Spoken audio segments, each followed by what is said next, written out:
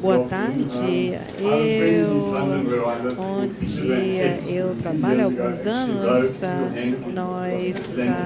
sou da terra de uma pessoa que atravessou o Atlântico e realmente é um grande prazer viajar de avião. Eu aprecio a oportunidade de estar aqui, agradeço aos organizadores, realmente é fantástico estar no Brasil. O tópico hoje à tarde é pesquisa e conservação dos cetáceos na África do Sul. Será uma sinopse desse trabalho, do trabalho feito. E então, simplesmente, para orientação geográfica, eu venho aqui dessa pequena cidade na East London, e nessa parte da África do Sul, aqui, nós temos um raio de 75 quilômetros, onde nós temos 5 dos 5 maiores biomas.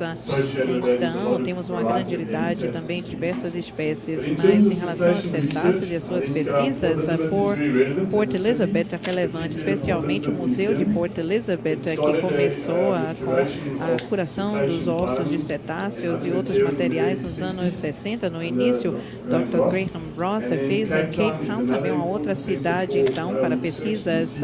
O Museu também de Zincon, no Museu da África do Sul, e coleta de materiais, e também Plettenberg Bay, Dr. Whitcroft também fez um estudo também de golfinhos. Então, essas são as coisas, as áreas mais importantes em relação à pesquisa na nossa costa. Seria prudente dizermos que o lado leste tem, na verdade, também mais estudos dedicados a cetáceos. Existe muita também indicação de que mais estudos são necessários. Aqui, como eu mostrei anteriormente, essa reserva que você vê aqui, nesse ponto, onde temos uma das razões principais, é o fato de que nós temos uma oportunidade de observar as baleias, grandes baleias, especialmente a jubarte, e eu então dirigia esse projeto e recebi muito financiamento, especialmente devido ao fato de que essas oportunidades para observação estão aqui, e nós também podemos encontrar algumas impressões da atuação humana. Olhamos aqui esse ambiente terrestre e vemos diferentes habitats marinhos. Nós temos dois sistemas que vêm aqui, então traz as águas tropicais aqui na nossa costa, aqui chegando nesse eixo continental. Do lado oeste nós temos a Benguela, a corrente de Benguela. Isso aqui, esses ambientes bastante diversos e essas condições oceanográficas, então, trazem águas temperadas, subtropicais, tropicais, e isso está relacionado a diversos aspectos da diversidade da nossa vida marinha. Quando falamos sobre isso aqui, o que é importante é que a mudança climática no futuro realmente vai levar a diversos impactos, e deveríamos ter alguns pesquisas, e essa mudança nesse ambiente aqui, nós vemos cada vez mais tempestades, elas na verdade são medidas e quantificadas pelo número de árvores com mais de 90 anos de idade que agora caíram nas praias, na costa, e nós também vemos muitas aqui na Praia do Forte, muitas dos coqueiros que têm caído. Assim mesmo, nós temos um número, na verdade, de diversas espécies cetáceas que estão chegando às praias. Normalmente são jubartes, baleias, também golfinhos, mink, e também nós temos outros tipos de baleias chegando à praia. Como você vê aqui, nós temos um trabalho do nosso amigo Elwyn Findlay Kinska. Se nós focalizarmos nas águas, nós temos diversos trabalhos, 193 que foram revisados por colegas, e trabalho de pesquisa que foi desde 1990 e 2011. E muitos desses estudos são sobre espécies que estão relacionadas à distribuição litorânea, como nós temos todas elas que estão aqui com a sua nomenclatura. Também a do Pacífico, nós temos também todas elas, cachalote, a jubarte e todas as outras aqui citadas com seus nomes em latim. Se nós olharmos o número de cetáceos na nossa área costal, na sul da África, nós vemos que nós temos incertezas taxonômicas e também distribuição e também limitando o número exato de cetáceos. A melhor maneira que nós temos de explicar é esse trabalho aqui com 36 espécies, aqui com esses pequenos grupos. Nós estamos vendo aqui, nós temos pesquisas também que surgiram nessa área, nas sub-regiões aqui na África do Sul. Nós vemos que em relação aqui a nossa baleia franca austral, nós temos diversas publicações desde 1900 até o final, até 2011. Nós também temos as baleias pigmeu e também as baleias azuis. Nós vemos também a mink, também temos a cachalote, nós temos a atenção também, se comparado com as outras. B12, muito pouco trabalho feito com a B12. Aqui nós temos um exemplo daquelas baleias que nós vemos aqui nos 25 anos. Essa é uma das piores que nós vimos de B12. Esse animal não conseguiu sobreviver. E continuando com os B12, muito pouco trabalho sendo feito também sobre as cinzas, baleias cinzas. Nós temos aqui B12 gerou algumas publicações, como você pode ver. Mais recentemente dessas baleias que acabaram na praia, e nós vemos aqui algumas B12, 20 quilômetros do nosso museu, do lado leste do nosso museu em 2012. Aqui nós chegamos aos pequenos golfinhos e as suas publicações. Nós temos aqui os números. Muito dessa pesquisa foi gerada pelo fato de que nós tivemos esse museu no Port Elizabeth e nós temos cientistas dedicados aos cetáceos. Esse museu, o aspecto de curador, os golfinhos do Pacífico também receberam muita atenção em relação ao número de espécies que foram pesquisadas, onde tivemos trabalhos publicados. Nós vemos aqui os golfinhos, não muita informação, mas nós temos golfinhos em grandes números que estão na nossa costa, especialmente durante os meses de inverno. Nós temos, na verdade, uma migração de milhões de sardinhas e a espécie cetácea que segue são os golfinhos comuns e está associado com isso agrupamentos de golfinhos, de tubarões, assim por diante. Se nós dividimos então a pesquisa em regiões subafricanas, nós temos aqui antes de 1975, onde a informação basicamente era gerada pelas indústrias, a indústria das caça das baleias, e aqui sobre pequenos cetáceos, antes de 1960 era mais oportunística, coleta de dados e pesquisa dedicada a partir de 1960. Focalizamos então as pesquisas sobre baleias antes de 1975. A maior parte da informação era gerada por open boats, dados gerados pelos livros de registro dos navios. Então, alguns dados também sobre a baleia jubarte.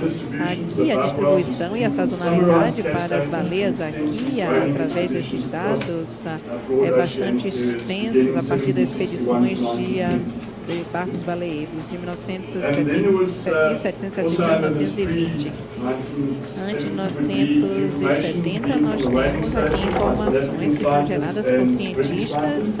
Após 1962, temos 2 estações baleieiras aqui a partir de Durban e então nós temos aqui Donkergat. Informações, a partir dessas informações sobre as cachalotes, aqui as características externas, distribuição, migração, vida, histórico, sistema social e também a descrição das formas das baleias de Wrights, tanto em terra e fora dela, a primeira descrição dessas baleias anãs e também o crescimento e reprodução das baleias 6, também estudo para explicar também a formação dessa lâmina nessas baleias. Após 1975, a maior parte das pesquisas na África do Sul, incluindo as baleias brancas 41 desde 1975, o jubarte 29 trabalhos e aqui as baleias mink da Antártica, 14 trabalhos gerados com iniciativas do IWC. O que foi encorajado foi em 1975 a 1985, no período de 11 anos, o governo conduziu diversos cruzeiros anuais dedicados à pesquisa para monitorar os cetáceos dentro dessa zona econômica exclusiva nas nossas 200 milhas náuticas. Se nós analisarmos aqui a pesquisa dos cetáceos, pequenos cetáceos antes de 1960, nós temos 16 publicações e o trabalho focalizado na descrição dos espécimes. Aqui nós temos diversas baleias bicudas, os golfinhos, herbicide e também o dusk. Pequenos cetáceos de suas pesquisas 1960 a 2011, o Museu de Port Elizabeth, como já mencionei, dedica então pesquisas após a abertura dessa instalação de golfinhos cativos em 1971. Isso foi fechado e agora é chamado Beagle, mas nós não temos mais golfinhos cativos, eles foram para Hong Kong. Nós temos golfinhos cativos em Durban desde 1976 e, surpreendentemente, não muitos trabalhos foram originados desses golfinhos, desse programa de golfinhos cativos. Mas a contribuição interessante dos museus, a pesquisa dos cetáceos na África do Sul tem sido interessante. A maior parte também dos espécimes daqueles animais encalhados e a coleta traz informações sobre morfologia e dieta. Infelizmente, há 2 semanas atrás, nós vimos algumas baleias encalhadas. Nós conseguimos fazê-las retornar, eu liderei essa operação, mas os golfinhos muitas vezes também nós vimos aqui a B12, algumas jubarte igualmente, mas infelizmente nós vimos que a tendência está aí, teremos mais animais encalhados, muito trabalho de curadores a serem necessários no futuro. Agora analisamos o que foi feito no Oceano Atlântico, 9 trabalhos antes de 1990, mais 20 trabalhos com grande relevância, provavelmente a maior parte deles da África do Sul, sobre os golfinhos Dusk e Hillsides, novas observações, então, do Truce, Cuvier e essas baleias bicudas, também chamadas Hector, também o movimento da distribuição desses golfinhos e pesquisa taxonômica também, diferentes formas de golfinhos, a nariz de garrafa, e também observações ecológicas sobre as baleias jubarte, também a mortalidade dos cetáceos e esse estudo também com a composição do leite e em populações de golfinhos nariz de garrafa que são encontrados na costa e fora da costa, mais pesquisa necessária e estudos desde 1990 nos golfinhos de jubarte e o seu comportamento e a sua abundância precisam a ser feitos. Os oceanos do sul, estudos sobre os golfinhos comerciais e sobre as orcas. Sumário da pesquisa, a pesquisa focalizada em algumas espécies, como a baleia franca, a jubarte, nariz de garrafa, Indo-Pacífico, também sobre os golfinhos, esses com do mesmo grupo da baleia jubarte, com uma prioridade também espécies continentais. Essas espécies também competem pelo peixe, e isso é uma consequência em relação ao futuro deles com a mudança da quantidade de alimento disponível. Aqui a baleia Bright, aqui os estoques e as espécies nas suas migração mais curta e mais longa. Esse é um ponto importante, relevante aí da WC, é o grau de recuperação daquelas baleias que antes eram caçadas, acesso a essa espécie. Então é necessário que tenhamos acesso às águas offshore e uma prioridade de pesquisa, desenvolvimento de uma escala mais ampla, então pesquisas repetidas e distribuição investigativa. Isso requer então também um acesso às embarcações. Técnicas estão monitorando a acústica estática, também estão se desenvolvendo. A Galas 2 e nós temos Galas 1, é um dos navios mais importantes, e algumas coisas muito boas virão dessas pesquisas. Um pouco do sumário aqui, falando sobre as grandes baleias no Atlântico Leste. Nós temos muita pesquisa focalizando em grandes baleias no Oceano Índico, no sul da África, pouco no Atlântico, no leste, na parte tropical. Um pouco desde 2001, e alguns trabalhos foram publicados, mas mais trabalhos são necessários, como indicado nesse gráfico.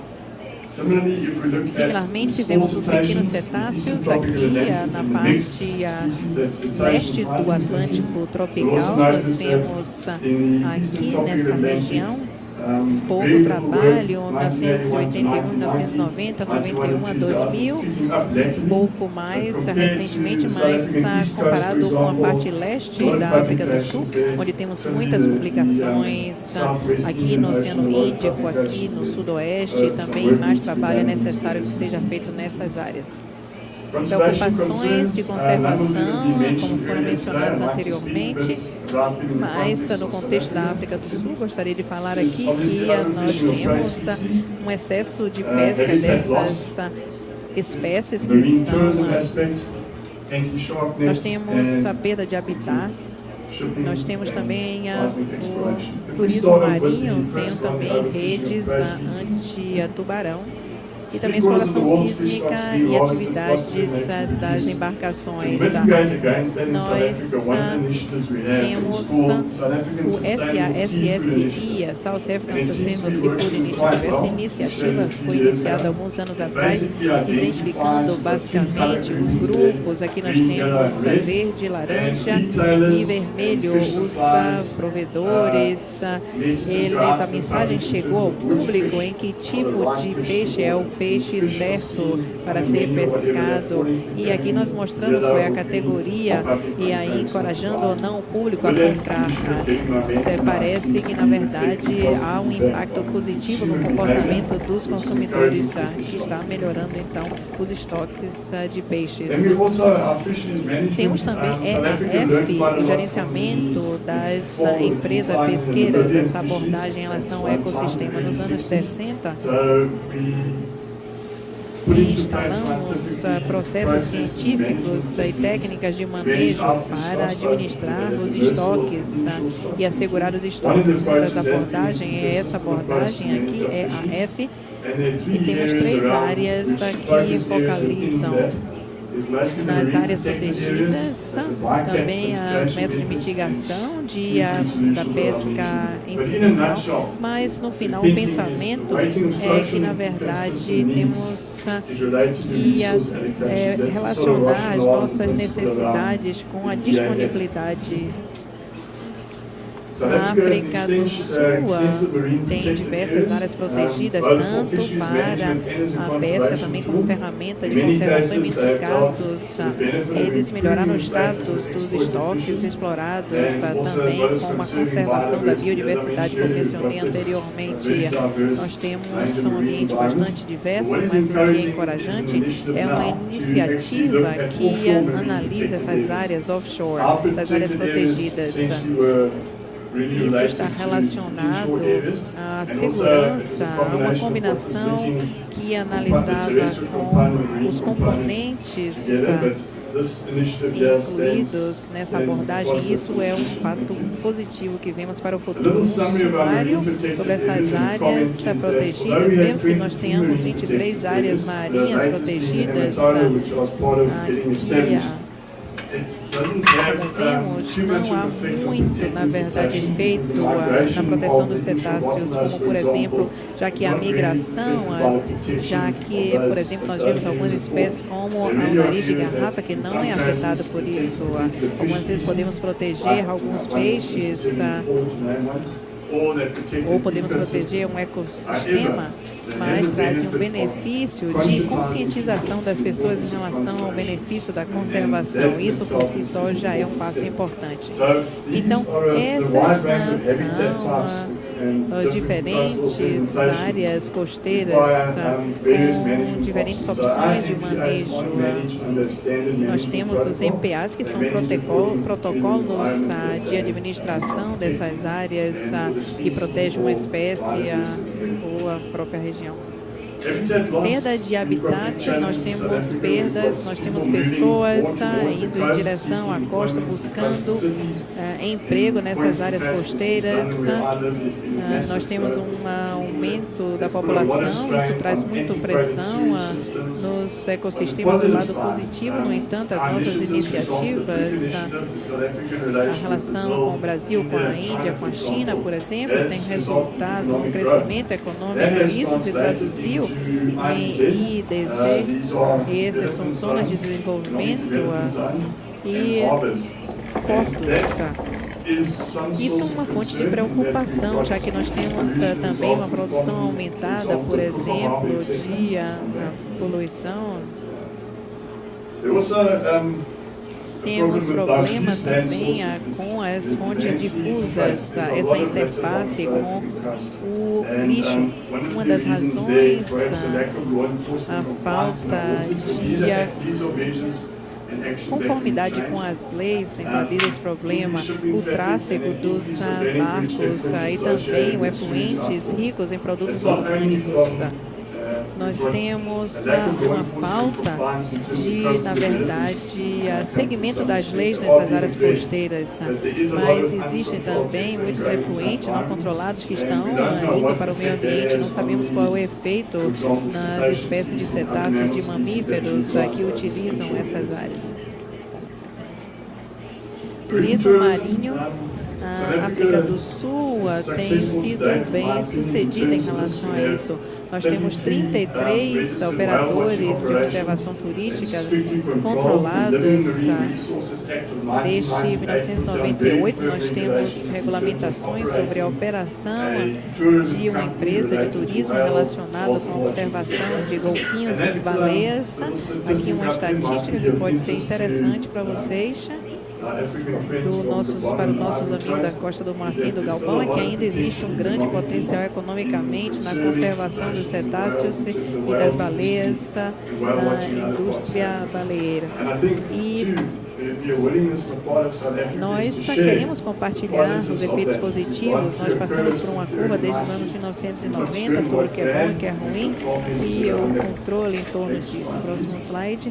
Gostaria de falar sobre alguns pontos aqui, onde que nós precisamos endereçar o nosso turismo marinho. Temos pontos como se a população marinha de mamíferos está crescendo, se os nossos mamíferos estão vendo-se para uma outra área. se os animais estão exibindo mudanças de comportamento, se o turismo e os operadores conhecem a vida dos mamíferos marinhos e a cultura local, e se na verdade essa atividade de turismo pode beneficiar a comunidade local. Nós baseamos nossas atividades no compartilhamento das informações com a comunidade. Nem todas as áreas podem dispor desse sistema. Temos 33 operadores e certamente isso tem melhorado a criação de empregos nas comunidades, como foi mencionado anteriormente, a partir de toda essa geração de empregos gerada pelo turismo. Aqui essas redes anti-tubarões, a necessidade de ter tantas redes, isso foi colocado em KwaZulu-Natal, nessa área, já que isso era para proteger as pessoas nadando. Nós tínhamos muitas praias e nós, desde 2005 a 2009, nós tivemos aqui o número de golfinhos que morreram, 63, 115, 30 de cada uma dessas espécies. No futuro, nós começamos um projeto e vimos o que está acontecendo com os golfinhos. Nós já estamos imaginando remover essas redes, porque a pesquisa está mostrando que, na verdade, não teremos uma redução da mortalidade das pessoas. Nos últimos anos, ela foi responsável por muitos animais mortos. Como você sabe, a África do Sul foi um dos primeiros países a proteger as grandes baleias, os grandes tubarões brancos, na verdade. Nós temos aqui o número de tartarugas que morreram, um número muito maior do que o número de tubarões. Você vê aqui as arraias. Nos próximos anos vamos tentar mitigar essa situação. Na África do Sul, nós vemos aqui a exploração sísmica, fracking também, a exploração do gás. Essa é uma área que é muito rica em gás, são essas rochas. Então, grandes iniciativas estão acontecendo nessa parte do país para extrair esse gás. Essa iniciativa também está passando para o oceano em áreas novas. E aqui, do lado do Atlântico, você pode ver muitas rochas que são exploradas aqui por 2 ou 3 empresas de mineração.